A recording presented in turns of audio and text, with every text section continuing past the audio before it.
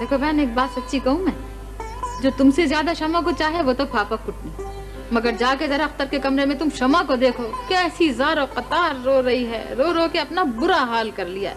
भाई देखो, मैं किश्वर और खान बहादुर की बीवी की तो खैर बात ही नहीं करती, लेकिन मैं तुम्हारी चाहत के तो डंके पिटते हैं सारे जमाने के अंदर। मैं जिस दिन से इस घर में आई हूँ, मैं तो ये देख रही हूँ कि ना तो तुम्हें उसकी सेहत का कुछ ख्याल है, ना बच्ची के खाने पीने का कुछ ख्याल है। अरे भैया का अकेली जान मैं घरदारी देखूं या शमा को देखूं, क्या क्या देखूं बताओ, बोलो। ना तो आपसे किसी ने शमा की दिलजोई करने के लिए कहा, ना घरदारी करने के लिए कहा, समझिए? खाम बात का बतंगड़ बनानी। आखिर आप चाहती क्या समझ रखा है आपने अपने आप को? अरे ज्यादा मेरी जबान ना खुलवाना तुम, कहीं ये ना समझ लेना कि मैं शमा का रिश्ता अपने बेटे से मांगने के लिए आई हूँ। अल्लाह का शुक्र है मेरे बेटे का रिश्ता तो तय हो भी गया रफीक हुसैन की लड़की के साथ। मुबारक, अल्लाह मुबारक करे। और कुछ कहना है आपको?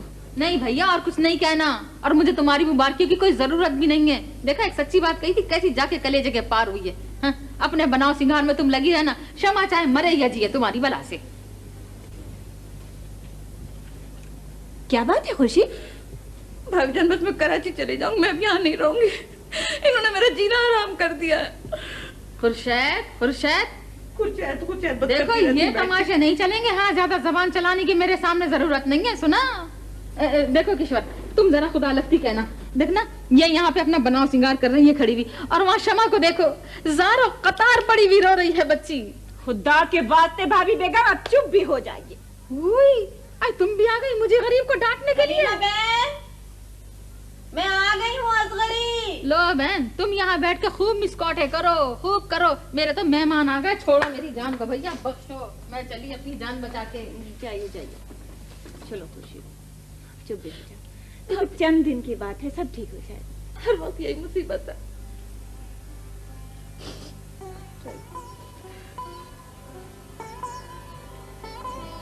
तुमको क्या हुआ बेटी, क्या बात है? चाची बेगम ऐसी खौफनाक बातें करके मुझे रुला रही थी, पता नहीं ऐसी अजीब अजीब बातें कर रही। मत इस घर को क्या हो गया? मुमानी जान ना मर क्यों नहीं जाती? चुप हो जा बेटी, ऐसी बातें नहीं करते, ऐसी बातें नहीं करते। चुप हो जा।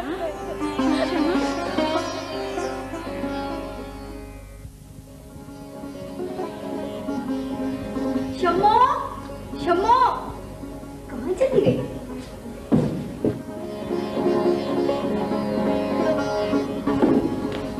ओ शम्मो, शम्मो, शम्मो।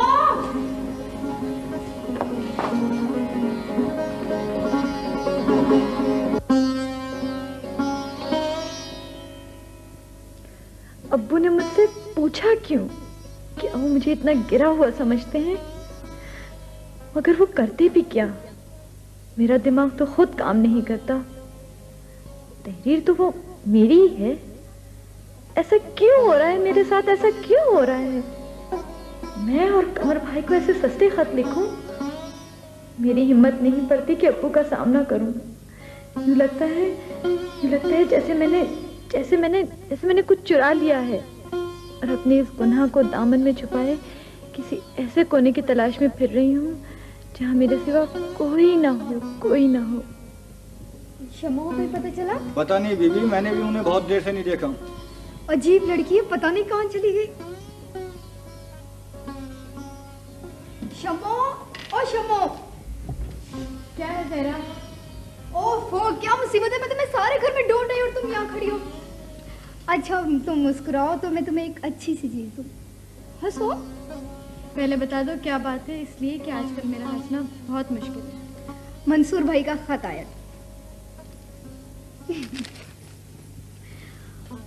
मैं मुंह फेर के खड़ी हो जाऊं?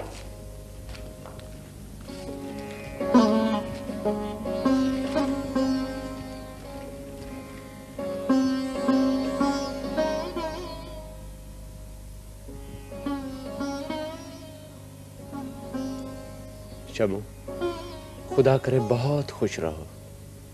2-3 हफ्ते बड़े मसरूफ गुजरे, कुछ लंदन से मानूस होने लगा हूँ। कई खत अंग्रेजी में लिखकर फाड़ दिए।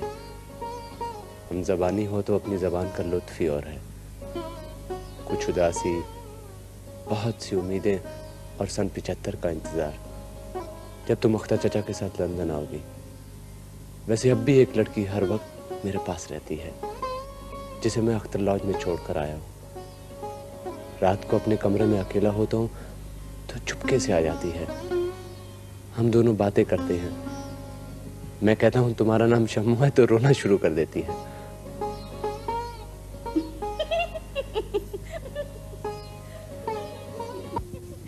क्या नाम है मेरी बेटी का? मिस शमा अख्तर हसन। मिस शमा अख्तर हसन भी बहुत प्यारा नाम है मेरी गुड़िया का, है ना? बहुत ही प्यारा नाम है। अम्मी अम्मी इसका नाम शमा है, शम्मू है, शम्मू। शम्मू है? देखिए भाई जान, मुझे शम्मू कह रहा है, मेरा नाम तो मिस शमा अख्तर हसन है। ये अल्लाह, इतना प्यारा नाम है भाई। मिस कोई नहीं, शम्मू शम्मू। देखिए फिर मुझे शम्मू कह रहा है। भाई नहीं नहीं, गुस्सा नहीं करते, गुस्सा थोड़ी करते हैं।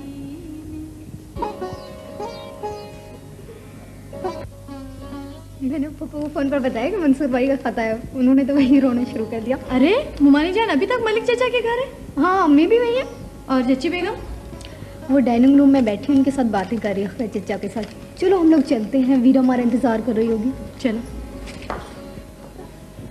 अख्तर भैया देखो, ये करेले खाओ, ये मैंने खास तौर पे तुम्हारे लिए पकाए, लो निकालो और खाओ। जी मैं ले रहा हूँ भाभी, आप भी तो अरे तुम तो खाओ, मैंने तो तुम्हारे लिए पकाए भैया। ए भाई, अलफ्ते तुम्हारी रोटियां बहुत तोड़ चुके हैं, बहुत माल उड़ा चुके हैं तुम्हारा। ये मौत का घर तो लगता ही नहीं है। फैशन की पुतलियां चली आती हैं सुबह से शाम तक। कोई खुर्शीद की सहेली है, कोई किश्वर की सहेली है। भाभी आपका ज्यादा टाइम देखिए बावर्ची खाने में गुजर रहा है, कुछ आराम भी किया करे। शमा को कहे कि हाथ बटा दे आपका। अरे मेरे हाथ ना टूट जाएं जब मैं अपनी शमा से काम करवाऊं।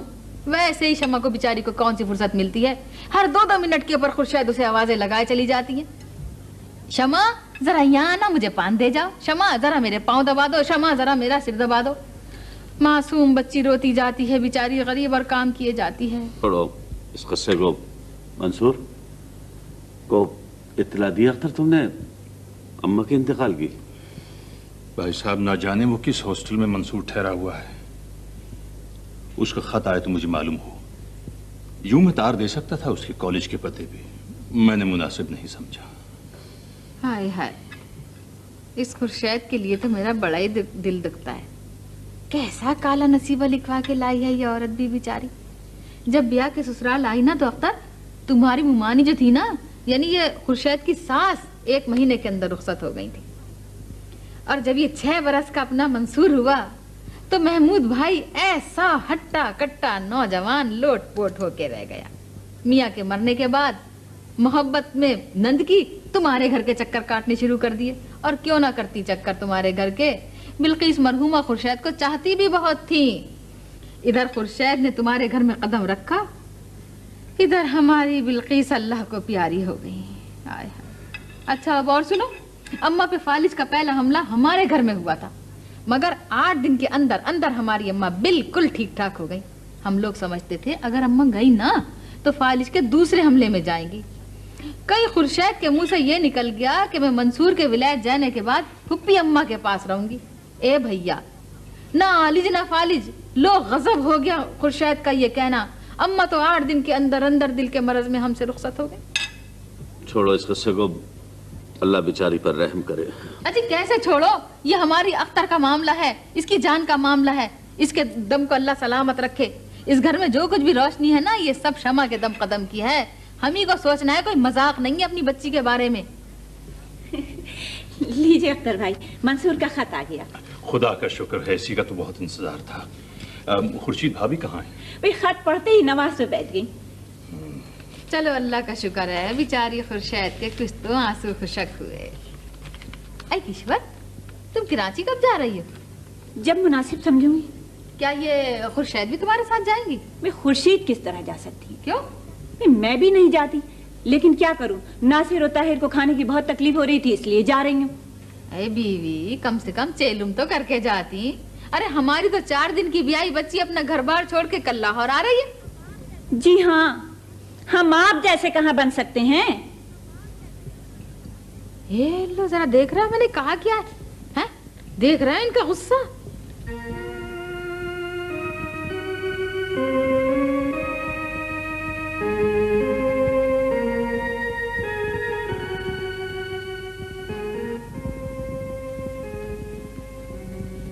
क्या बात है भाभी जान?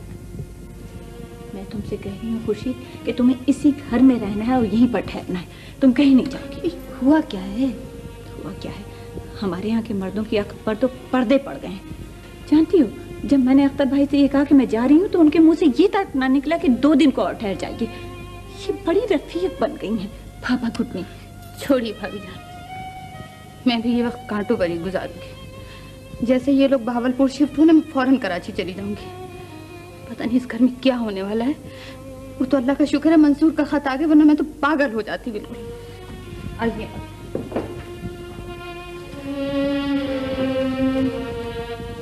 मियाँ जी, अंग्रेजी में लिखे हुए खतों का चक्कर बहुत बुरा है। फुटपाथ के लोगों से ईमान से पढ़वा कर तर्जुमा लिख कर लाए हो मियाँ जी। हर नत्तू फत्तू से मियाँ जी खत पढ़वाना आसान काम नहीं है, आप समझे ये बात। अबे कमबख्त इधर उधर की बकवास किए जा रहा है, ये नहीं बताएगा कि लिखा क्या है। लिखा क्या है जी? लिखा है कि पेट्रोल का भाव बढ़ रहा है, और क्या लिखा है? बस कमबख्त ये क्या बक रहा है, पेट्रोल का भाव बढ़ा? तेरा दिमाग तो नहीं खराब हो गया? घाट तो नहीं खा रखी है? मियाँ जी, अगर पेट्रोल की बात नहीं लिखी तो 4000 पीपे की बात लिखी है। पीपा? अबे कमबख्त पीपू बजवा दूंगा। ये मंसूर का खत है, मंसूर का। मंसूर का नहीं है मियाँ जी, ये तो किसी तार के दफ्तर का है, उसकी पेट्रोल की कंपनी में नौकरी लग गई। हाय हाय हाय, लानत हो इस बहादुर के बच्चे पे, कमबख्त उसके भाई का खत उठाना है।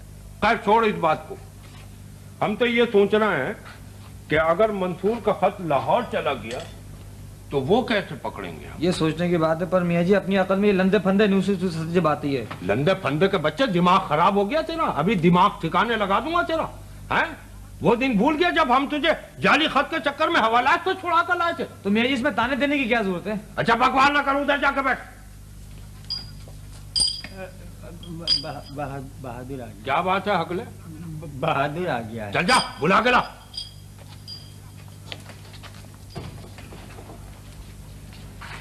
आ गए वो रूनी सूरत कमबख्त। कोई खबर लाए? कोई खत मिला? मियाँ जी कोई खतवत नहीं आया मंसूर का। ये कैसे मुमकिन हो सकता है कि मंसूर का खत कराची आया ही नहीं? मियाँ जी, बिजली का बिल तक तो आपके पास पहुंच गया उनका, अब खत नहीं आया तो उस बेचारे का उसमें क्या कसूर है? देखो तुम दोनों हमें बेवकूफ बनाने की कोशिश न करो। क्या नाम के? हाँ है, तनख्वाह वसूलने आ गया कमबख्त, काम हमारा हुआ ही नहीं है। भाई बतला देना, मंसूर का खत लाहौर पहुंच गया। क्या? मियाँ जी अगर गुस्सा न करे तो एक बात बताऊं आपको। अबे तो मुंह से तो फूट। मंसूर का खत पहुंच गया लाहौर। है? हाय हाय हाय, वही हुआ ना जिसका हमें डर था। है? अबे तो कमबख्त इतनी देर से खामोश क्यों खड़ा था? है? खामोश क्यों खड़ा था इतनी देर से? बोलता क्यों नहीं था? है? बोलता क्यों नहीं था? मियाँ जी आप मेरे भाई को न माने, मैं आपको एक एक बात बतला दूंगा। मियाँ जी बता बता। मियाँ जी, ताई मियाँ ने शम्मू बीबी से आज ही फोन पे बात की है, फिर उन्होंने बड़े साहब को बतला दिया। बड़ा साहब कौन? बारिस्टर? हाँ जी बारिस्टर साहब। अच्छा ये बताइए, धोबी का हिसाब कौन लिखता है? ताहिर मियाँ। ताहिर मियाँ? अबे दिमाग तो नहीं खराब हो गया मिर्चुए? है? ताहिर मियाँ? जी मियाँ। अबे मर्द भी ये काम करते हैं कमबख्त? मियाँ जी इस बार ताहिर मियाँ ने हिसाब लिखा है, वरना तो बता रहे थे मंसूर की वादा लिखती है साहब धोबी का। अच्छा अच्छा ये बताओ वो लोग लाहौर से कब आ रहे हैं? बारिस्टर साहब की बेगम तो आज ही पहुंच जाएंगी। अच्छा मियाँ जी इसे जा लेने दे और मालूमात होगी। रजब अली जी भाई। धोबी के हिसाब की कभी जब हाथ लगे मियाँ साहब के हाथ में ला देना, क्या समझे? मियाँ जी ये लो 5 रुपए, पूरी तनख्वाह उसी वक्त मिलेगी जब पूरा काम हो जाएगा हमारा, समझे कि ना? मियाँ जी ठीक है। चलो निकलो यहाँ से। अबे ये छीन क्यों लिया कमबख्त? पता नहीं हिसाब की कापी कहाँ है। ज़हरा जी अम्मी। बेटे हिसाब की कापी पता है कहाँ है? अम्मी मुझे तो नहीं पता, आपने ही रखी थी। खुर्शीद ने लिखे थे वो। हाँ लिखे तो पुप्पो ने थे। अब देखती हूँ यहाँ भी है कि नहीं। पता नहीं कहाँ रखी है, अजीब दिमाग हो गया मैं। मिल गई। धोबी जी बेगम साहिबा। देखो 11 तारीख के कपड़े लिखे हुए हैं, खुर्शीद बीबी ने लिखे थे। 2 चादरें कम है। बेगम साहब मुझे तो कुछ याद नहीं, फिर भी घर वाली से पूछूंगा। ओहो, अब पता नहीं इन कपड़ों का कहाँ है पर्चा। कहीं नहीं इसमें। इन कपड़ों पर्चा तो मेरे पास है बेगम साहब, ताई मेरा तो हिसाब लिखा था। ये दिए। तुमने क्यों ले लिया? और वो 2 चादर वाला पर्चा कहाँ है? ओहो, इसमें देखो जब चादरें आ जाएं तो दोनों काट देना। ठीक है, जब भी तो पूछ रहा था मैं आपसे बेगम साहब। चलो धोबी गिनो। 1 2 3 4 मर्दानी शर्ट। बेगम साहिबा ये कमर मियाँ कब आएंगे लाहौर से? अरे तुम कमर साहब को कैसे जानते हो? अरे बेगम साहिबा, कमर मियाँ तो अपनी दुकान पे कपड़े ड्राई क्लीन कराते हैं। कब तक आएंगे? पता नहीं कब तक आएंगे, लाहौर गए हैं, चंद दिन में आ जाएंगे। चलो गिनना शुरू करो, चादरें बताओ कितनी?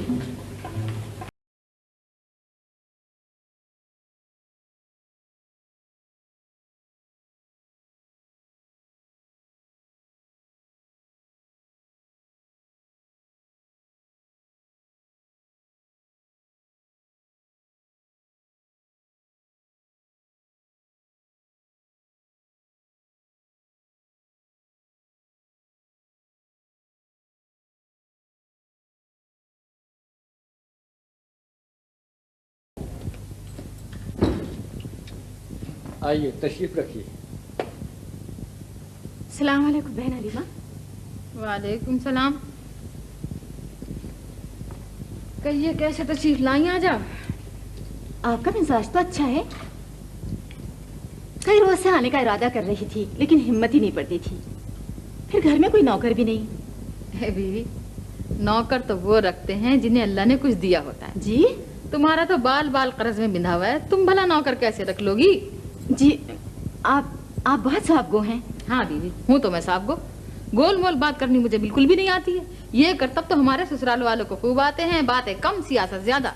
यही हाल में आपका देख रही हूँ। अनवरी आपकी बड़ी तारीफ करती है, कहती है ऐसी अच्छी है आंटी, ऐसी साफ गो, ऐसी मिलनसार, इतनी हंसमुख। अभी देखिए बहन, मैं आपको एक बात बताऊं, मुझे ये आंटी फांटी कहलवाना बिल्कुल भी पसंद नहीं है जी। अभी आपकी अनवरी जो है ना, तो मेरा मिजाज नहीं पहचानती है। अरे मुझे अगर गुस्सा आ जाए ना तो मेरे हाथों से तो अब तक मेरी ब्याही हुई बेटी पिट जाती है। नहीं नहीं, आपका मिजाज तो ऐसा अच्छा है।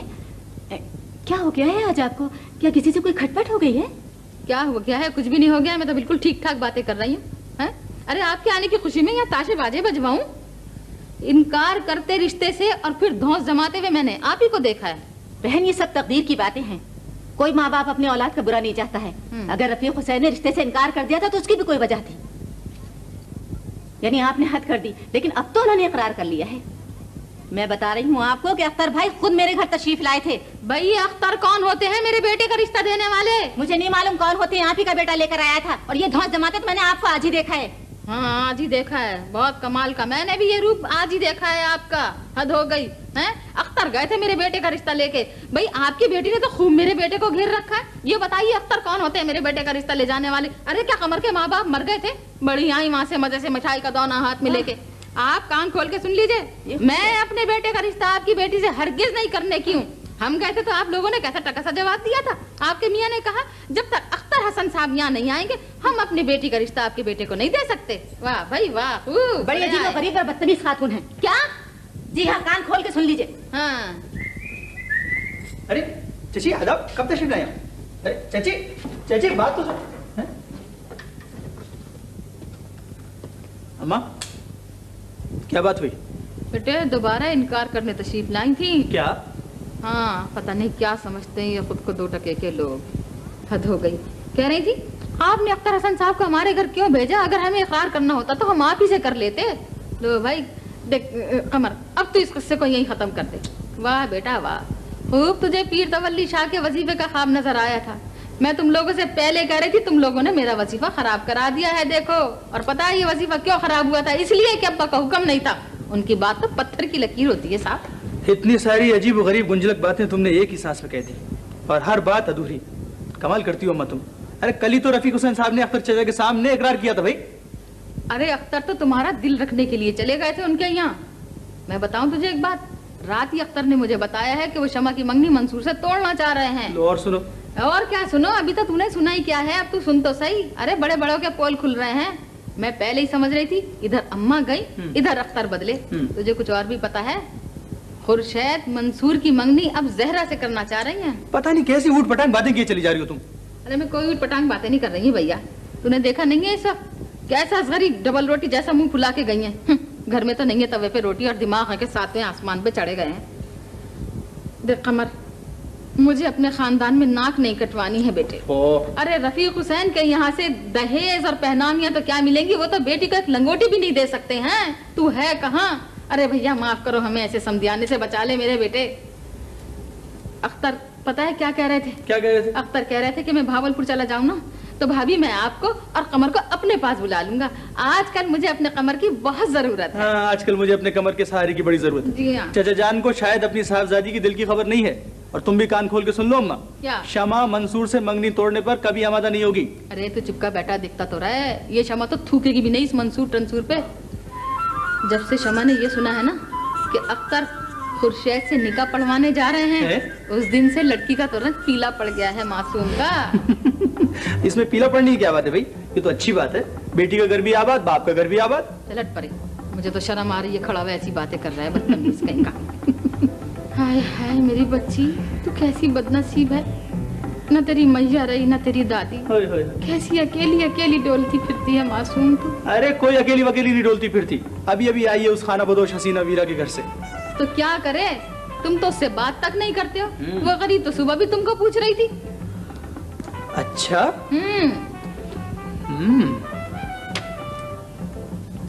तो ऐसा भी हो सकता है।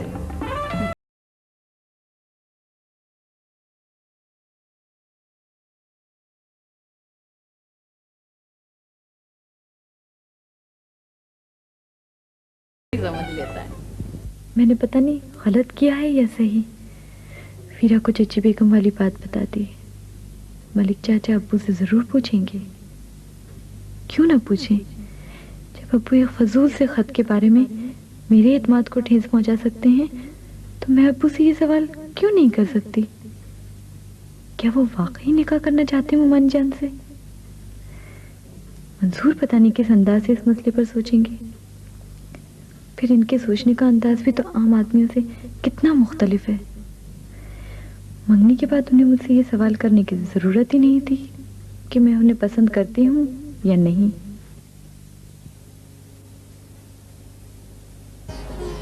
जब मैंने सुकून से अपने दिलो दिमाग का जायजा लिया तो पता चला मेरे तो लहू की बूंद बूंद में तुम्हें चाहने और पालने का जज्बा मौजूद है।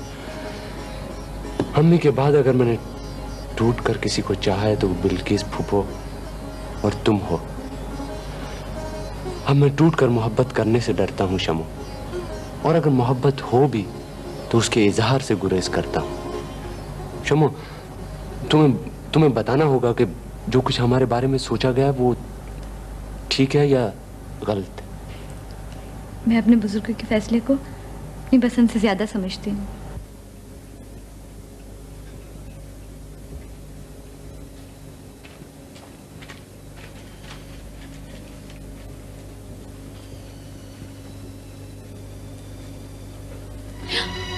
कौन है? अनवरी? वीरा? फिर छोड़ो ना, मेरी आंखों में दर्द हो रहा है। ओहो, बड़ी ताकत आ गई भी तुम्हें तो। आप बगैर इजाजत मेरे कमरे में आए किस तरह? इस तरह की हरकतें करने लगे आप।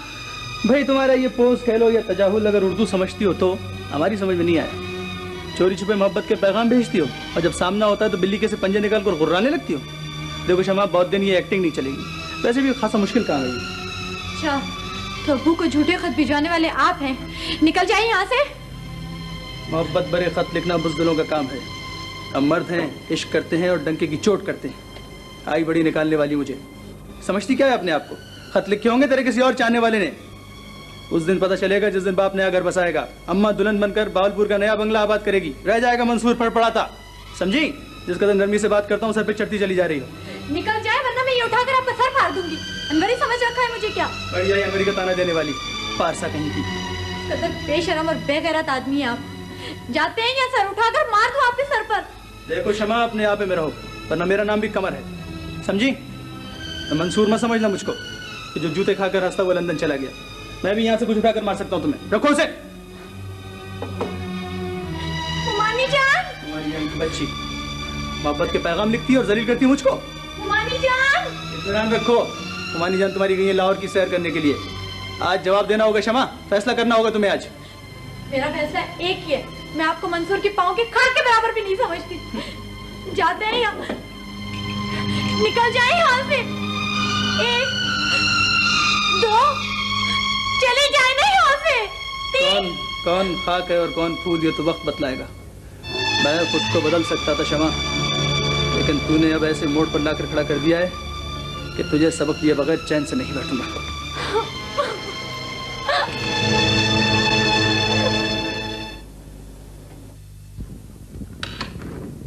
सरदार फजल अहमद खान साहब से मिलने आप स्वाद तशरीफ लिए जा रहे हैं? हाँ, स्वाद तो मुझे जरूर जाना है, लेकिन भावलपुर में जरा सामान सेटल कराऊं, फिर इत्मीनान से जाऊंगा। बेहतर है, तो खुर्शीद बेगम और शमा बीबी के साथ मैं भावलपुर चला जाता हूँ। हाँ ठीक है। ज़ियाउर रहमान साहब कराची चले गए? जी हाँ, वो तो तशरीफ ले गए। वैसे मेरी गुजारिश थी कि खैरू बाबा को यहाँ रख लिया जाता, क्योंकि छोटा सामान तो भावलपुर चला गया है। ये बड़े फर्नीचर की निगहदाश्त के लिए उनका यहाँ होना जरूरी। हाँ हाँ, और कुछ निगरानी आप भी कर लीजिए। यूं तो मैंने पैकर्स को ठेका दे दिया है कि वो खैर खरीद से सामान भावलपुर पहुँचा दें। जी बेहतर। सुन रहा कुछ? तुम ऐसा करो, जरा अंदर चले जाओ, मुझे अख्तर से कोई जरूरी बात करनी है। जाओ ना। देखना कहीं कोई बात बेढब ना हो जाए, सामान रोक कर बात करना। भाई तुम चले भी जाओ, तुम मुझे क्यों सिखाने पढ़ाने बैठ गए? मुझे बेवकूफ समझा है तुमने। लो चाबी। छोड़ो, जाओ ना। जब तुम्हें गुस्सा आता है ना तो जो मुंह में आता है वो कहती चली जाती है। चले जाओ बस, अब यहाँ से जल्दी। जा तो रहा हूँ, जाओ।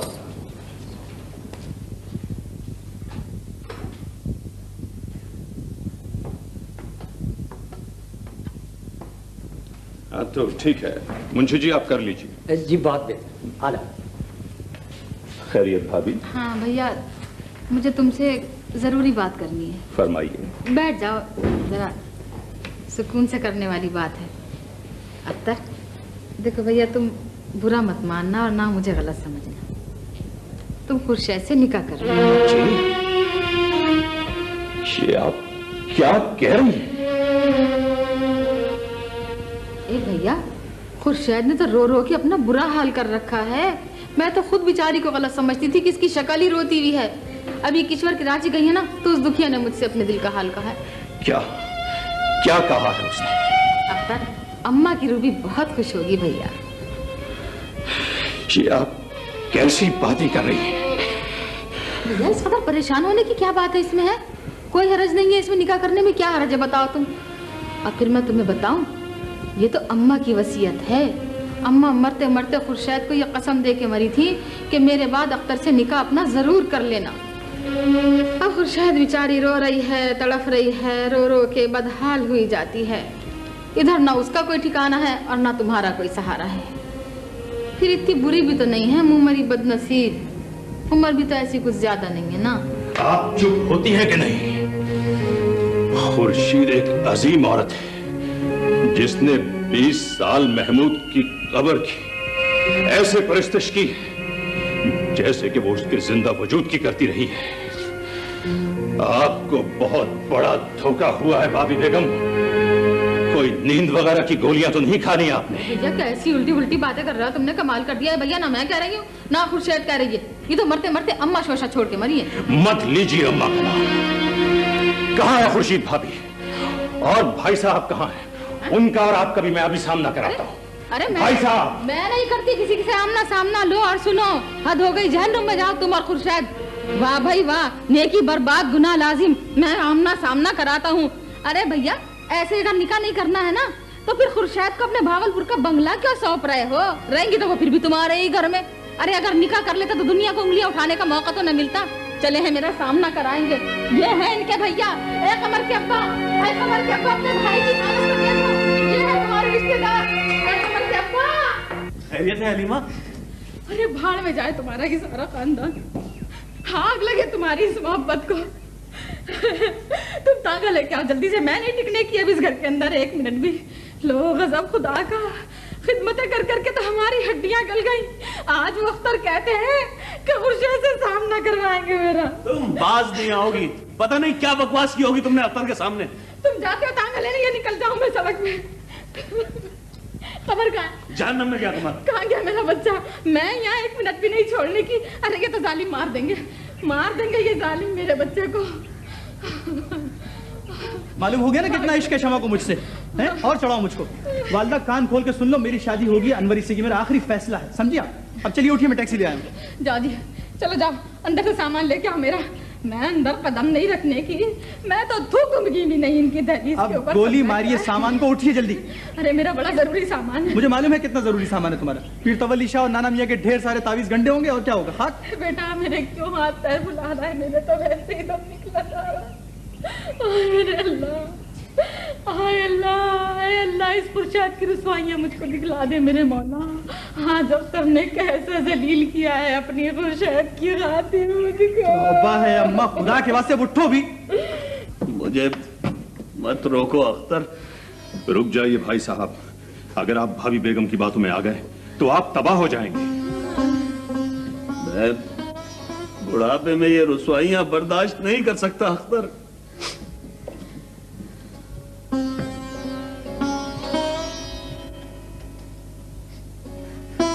मैं और हलीमा एक साथ मरेंगे।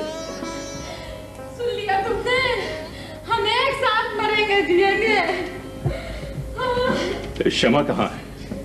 शमा, शमा, शमा बेटी, तुम क्यों नाराज हो बेटे?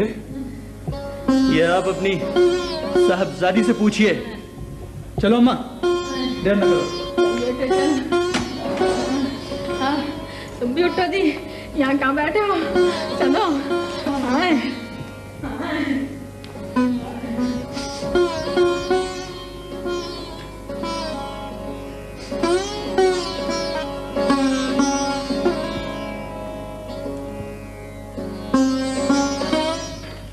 क्षमा, मेरी बच्ची, क्षमा, मेरी जिंदगी।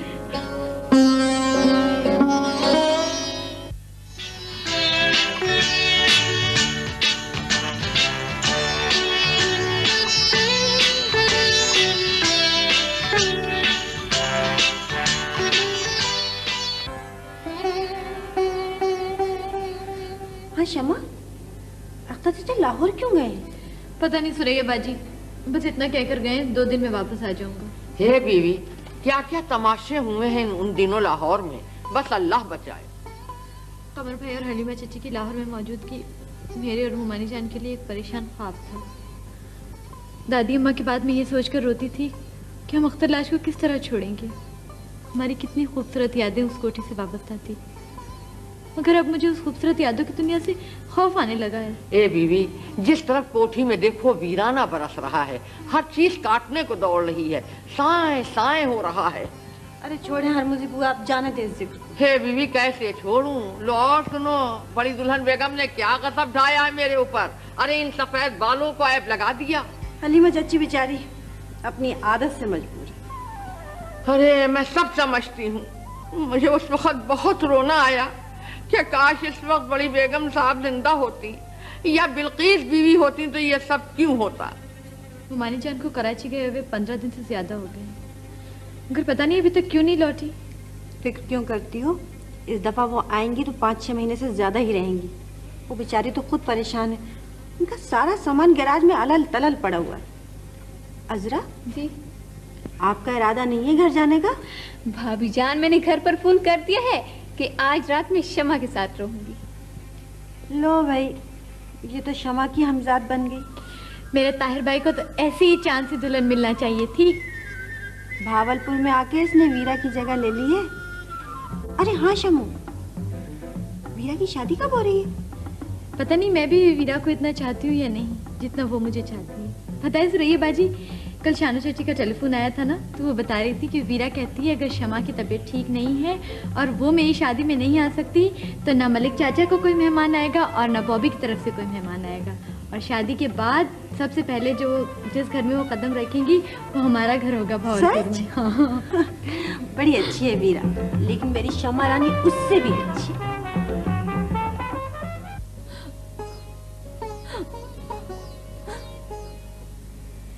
खुशी का दिन है वीरा और तुम इस तरह रो रही हो। मुझे तो ये महसूस हो रहा है जैसे मेरा एक और घर आबाद हो रहा है। तुम ये समझते हो कि तुम्हारी तरह मैं भी इसी तरह रोने लग जाऊंगी, तो ये हरगिज नहीं होगा, समझी? वो अभी क्या हो गया है वीरा को? बहुत हंसने वाली लड़कियां कभी कभार रो भी दिया करती हैं। वैसी लड़कियां वेडिंग ड्रेस में रोती बहुत अच्छी लगती हैं। वीरा, तुम शम्मू का दिल खुश करने आई हो या इसे रुलाने के लिए? पता नहीं क्या समझ रही है, जैसे मुझे पता नहीं क्या हो गया। मुझे तो कुछ भी नहीं हुआ, मैं तो बिल्कुल ठीक हूँ। देखो, मैंने तुम्हारा तोहफा खरीद कर रखा है। सच्चे मोतियों की ये माला तुम्हारी मोहब्बत की तरह पाकीज़ा और आबदार है। देखो। शुक्रिया शमो। तेरी एक बला तो दूर हो गई। खुदा करे तेरी एक एक करके सारी बलाएं दूर हो जाए और मैं तुझे उस वक्त देखूं जब तेरे हंसने के दिन आ जाए। मेरी कौन सी बला दूर हो गई है? अख्तर अंकल लाहौर चले गए उस बला को टालने के लिए। कमर हसन साहब की शादी हो रही है तुम्हारी वो फेफाफू से, अनवरी बेगम से। अरे मुझे तो अब्बू ने बताया भी नहीं। तो क्या उन्हें भी प्रेजेंट देने का इरादा है? चलो अल्लाह उन्हें भी खुश रखे। रोए खुदा करे। रो नहीं तो क्या करूं अब्बा। अरे रोना है तो अपने घर में बैठकर रो, क्या नाम के है? हमारा जी चाह रहा है कि जहर खा ले और मर जाए। हैं? अख्तर हसन का दिल मुट्ठी में लेने गई थी, क्या नाम के, फसाद करके, और जिल्लत उठाकर चली आ रही है, क्या नाम के। कितना समझाया कि अहमक जो गुड़ से मर जाए उसे जहर नहीं दिया जाता। बेअकल फसादी बेवकूफों की बादशाह। चली जाओ, निकलो यहाँ से, क्या नाम के, हमारा तुम्हारा कोई वास्ता नहीं रहा, चली जाओ। ऐसे नहीं जाने की अब्बा मैं आज तो मैं अपनी पूरी रकम लेके जाऊंगी। नहीं तो लोग अजब खुदा का, आपने 2 हफ्तों का वादा किया था, 4 महीने होने को आ गए। अरे क्या नाम के, तुम बहुत सर चढ़ रही हो, हम तुम्हें आँख कर देंगे। अरे आप 100 दफा आँख कर दीजिए मुझे। कौन सी दौलतें दे रहे हैं जो आप आँख करने की धमकी दे रहे हैं मुझे? पता नहीं कमबख्त वो कौन से अंधे जो चले आते हैं आपसे दुआएं मंगवाने के लिए। हमारे तो सारे काम उल्टे हो जाते हैं। आपको उस खानदान से ये जन्म जन्म के बैर निकालने थे तो मेरी शादी क्यों की थी? वहाँ पर कर दी होती किसी घसियारे से। हलीमा तेरी जबान के आगे खंदक है।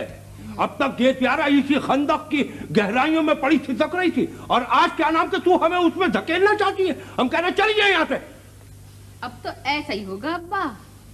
आज निकालिए ना वो गर्मा गर्म तीसरा गंडा जो न्यूज चुटकी बजाते हुए सबके काम निकाल देता है। आज आपकी बेटी को उस तीसरे गंडे की बहुत जरूरत है। मेरी बेटी पे हैदरी जुल्म ढा रही है, मेरा बेटा फकीरनी को ब्याने जा रहा है, मेरे घर की दोनों शादियां बर्बादियां हुई हैं। और मेरा बाप जो पीर गुलाम रसूल शाह कहलाता है वो सारे जमाने का मियाँ जी बना बैठा है, मगर मेरी औलाद के लिए कुछ नहीं कर सकता। बको मत, ज्यादा बकवास करोगी तो हम तुम्हें हंटरों से मारेंगे, गुस्ताख कहीं की। क्या नाम के हमारा ही सिखाया वो मंत्र हम ही पर आजमा रही है। चली थी खुर्शैद को रुस्वा करने, तोला भर का दिमाग और मंसूबे शहर बराबर। अरे एक बेवकूफ से दोस्ती करके आदमी दोहरी मार खाता है, हम चौथी मार खा रहे हैं। 2 बेवकूफों से पाला पड़ गया, एक तुम और दूसरा तुम्हारा शौहर। अच्छा, अब इन दोनों बेवकूफों की शक्लें आपको सारी जिंदगी नजर नहीं आने की है। सुना, आप भी मेरा मरा मुंह देखे जो कभी मेरे घर पे बुलावा भेजें। और सुनिए, आप मेरी सारी रकम भिजवा दीजिएगा, वरना देखिए मैं भी आप ही की बेटी हूँ। क्या हुआ? कुछ नहीं, बस जो कहना था कह दिया मैंने। दिमाग खराब कर दिया। भाई मियाँ गुलाम रसूल पर हाथ कैसे डाला जा सकता है? क्या सबूत है अख्तर के पास कि जो कुछ मंसूर के साथ हुआ है वो मियाँ साहब के इशारे पर हुआ? ठीक है ना, लाहौर में मेरी तफसीली बातचीत इस मौजू पर हुई। डेविड मलिक साहब का मशवरा यही था कि अगर किसी सूरत से जरा भी ये पता चल जाए कि मियाँ गुलाम रसूल को प्लान्ड किस्म की साजिश कर रहे हैं तो फिर कुछ किया जा सकता है। मैं मियाँ गुलाम रसूल को 30-35 साल से स्टडी कर रहा हूँ। साजिश वो कर जरूर रहे हैं, लेकिन निहायत अहमकाना किस्म की साजिश जिसका ना कोई सर है ना पैर, बिल्कुल पुराने जाहिल जमींदारों की सी जहनियत। मुझे यकीन नहीं आता कि वो इतने समझदार हो गए हैं कि वो मंसूर के अगवा जैसा बाकायदा कत्ल का मंसूबा बना सके। लेकिन देखिए ना, कोई और भी तो दुश्मन हो सकता है। यार वकीलों के 1000 दुश्मन हो सकते हैं, ये काम मुझे और तुम्हें करना है कि कुछ सुराग लगाएं। भाई अख्तर से तो बात करना ही फजूल है, उसके दिमाग में तो बस यही समा गया है कि सिवाय मियाँ गुलाम रसूल के और कोई हो ही नहीं सकता। भाई रजब, तुम यहाँ क्या कर रहे हो? चलो बाहर जाओ। मैं कुछ कर सकता हूँ। मेरे एक मुवक्किल है नसीम साहब, वो मियाँ गुलाम रसूल के मुरीद हैं, मैं उनकी मदद से कुछ करता हूँ। खैर अब इस बात को आप मुझ पर छोड़ दीजिए। ये बताइए वो मंसूर का खत उतारा है? हाँ बराबर में मेरे दफ्तर के पते पर आ रहे हैं, माशाल्लाह बहुत मुतमईन है। चलिए बड़ी अच्छी बात है। अरे हाँ, वो कमरुल हसन की भी तो शादी हो गई है। अच्छा, हाँ कब? ये भी 3-4 रोज की बात है। वो बदुल हसन साहब बुलावा देने के लिए तशरीफ लाए थे। ये बेचारे बहुत ही शरीफ और वफादार किस्म के आदमी हैं। आप सुनिए किश्वर भाई, ये तो बड़ी अच्छी खबर लाए। अल्लाह का लाख लाख शुक्र। चलिए जान छू। लो जी, हम तो खुशखबरी सुनने के लिए आए हैं। हमारी हलीमा के घर बहू आई है। शादी में हमको नहीं बुलाया तो क्या हुआ, मुबारकबाद तो दे। मगर यहाँ तो कुछ कसाई और लग रहा।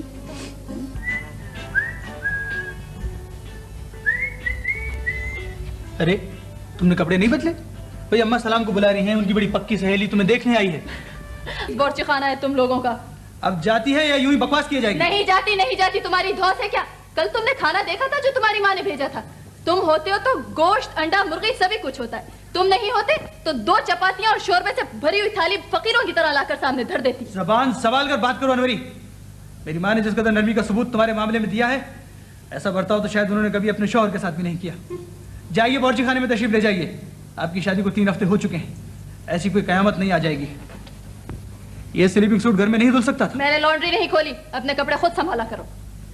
तुम्हारी दोस्त शमा लखपति बाप की अकलौती बेटी है, पता नहीं चलता था कि मेरे कपड़े कब धुले कब आए, मेरे जूतों पर पालिश कौन करता था। तो उनके घर 10 नौकर हैं। लेकिन मेरा और अपने बाप का काम वो खुद अपने हाथों से किया करती तो थी। फिर कर ली होती ना शमा से शादी। मेरा मुकाबला किसी लड़की से करने की जरूरत नहीं है कमर। मैं ये बिल्कुल बर्दाश्त नहीं कर सकती। मैं भी ये बर्दाश्त नहीं कर सकता कि तुम गैर मर्दों के साथ बाजार में घूमो फिरो। तुम्हारा तो दिमाग खराब हो गया है। काम वाम कुछ है नहीं, बस दिमाग में उल्टी सीधी बातें घुमा करती है। काम का दाना मत दो मुझे। दूंगी और जरूर दूंगी। तुम अपने माँ बाप के टुकड़ों पर पलते हो, दबते हो अपने माँ बाप से। अच्छे मर्द हैं, खुद अय्याशियां करें और औरतों पर पाबंदियां लगाए। ये बात ठीक। अब तू ठहर और देख, मैं तुझे अय्याशी करके दिखाता हूँ। हाँ, ये धौंस किसी और को दिखा है तू अपने आप को। 18वीं सदी की औरत नहीं हूँ कमरुल हसन साहब।